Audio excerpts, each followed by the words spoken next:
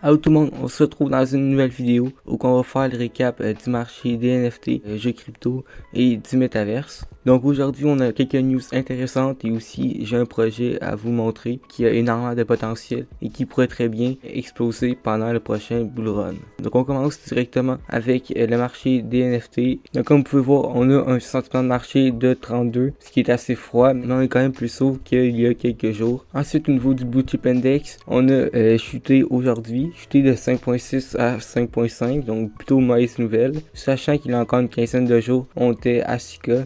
Ça fait mal de voir qu'aujourd'hui on est près du 5.4, mais il fallait s'attendre à une petite correction avec la hausse qu'on a faite dans le dernier mois. Au niveau du volume global, on a 47 millions, près de 48, donc on a fait une petite baisse comparée à hier, mais on reste quand même assez haut, sachant qu'il y a quelques mois on était dans les 15 millions, donc là voir qu'on est près du 50 millions, c'est une plutôt bonne nouvelle si on pense long terme. Au niveau des blockchains, on a Bitcoin qui est maintenant au-dessus de Ethereum et qui est à la première place, notamment grâce aux ordinals, qui ont beaucoup pumpé dans les derniers mois, ce qui a amené Bitcoin à surpasser Ethereum comme aujourd'hui. Donc c'est vraiment Ethereum, Bitcoin et Solana qui se disputent les trois premières places. Donc parfois on a Solana en premier, Ethereum en premier et ça change assez souvent. Même si normalement on a Ethereum, Bitcoin et Solana dans l'ordre. Mais aujourd'hui Bitcoin est au-dessus de Ethereum avec 20 millions de volume sur Bitcoin aujourd'hui, ce qui est quasiment le double d'Ethereum et de Solana. Ensuite au niveau des floor price des NFT, donc des grosses collections. Et donc c'est assez hétérogène, donc on a des collections en négatif et d'autres en positif.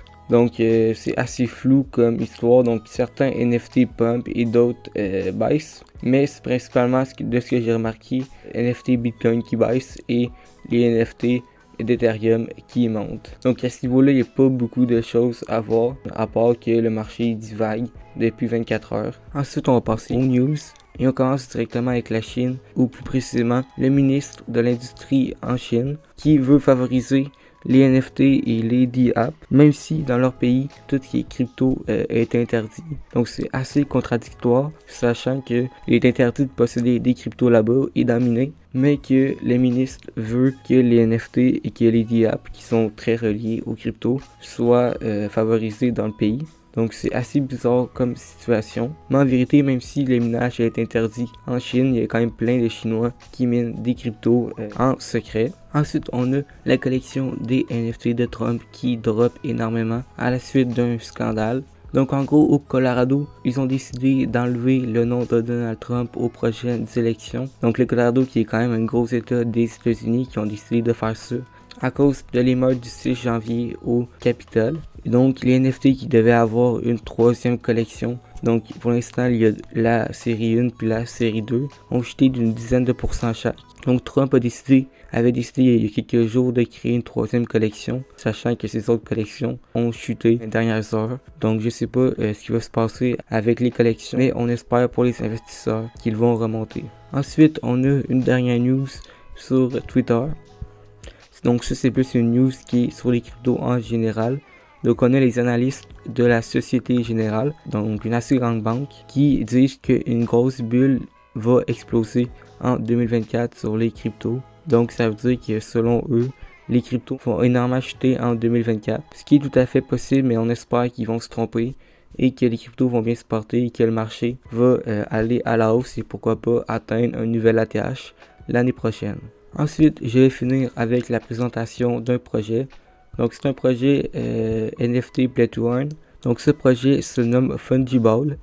Et en fait c'est comme un peu Sorare, mais avec le tennis. Donc comme vous pouvez voir, c'est des enchères.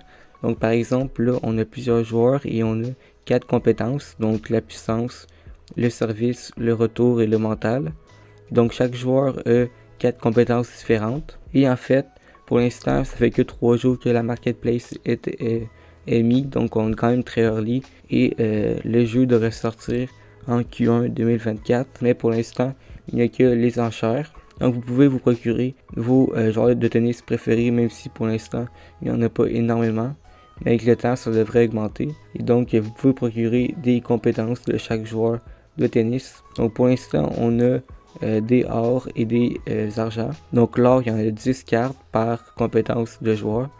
et l'argent, il y en a 100 par compétence de joueur. Et donc le tennis, c'est quand même très très regardé dans le monde. Donc ce projet dans le futur, pendant le bull run, s'ils prennent de bonnes décisions, il pourrait très bien exploser pendant le bull run. Donc si vous êtes intéressé par le projet, vous pouvez aller voir leur Twitter.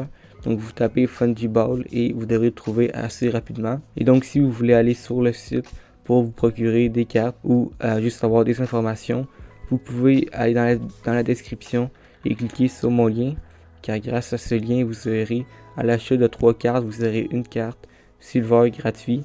Donc lorsque vous achetez 3 cartes, vous en aurez une gratuite pour le mois de décembre seulement. Donc si jamais vous voulez me soutenir, allez rejoindre le lien dans la description. Donc voilà, c'était tout pour la vidéo d'aujourd'hui. J'espère que vous avez aimé. Et nous, on se voit demain pour la prochaine. Ciao!